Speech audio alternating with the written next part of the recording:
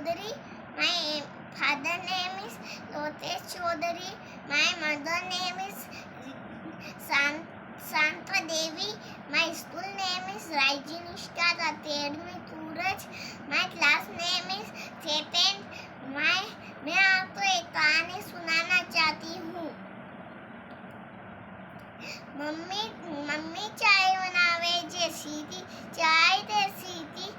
पापा पीवे जैसी थी, पापा तैसे थे। साड़ी लावे जैसे थे, साड़ी देसी थी। मम्मी पहरे जैसी थी, मम्मी तैसी थी। चाटा मारे जैसी थी, चाटा तैसा था। खून निकाले जैसा था, खून तैसा था। पक्षी चाटा मारे जैसा था, पक्षी तैसी थी। बादलों में उड़े जैसी थी, बादलों तैसे थे। बारिश करे जैसे थे, बारिश तैसी थी। बच्चे नावे जैसे थे, बच्चे तैसे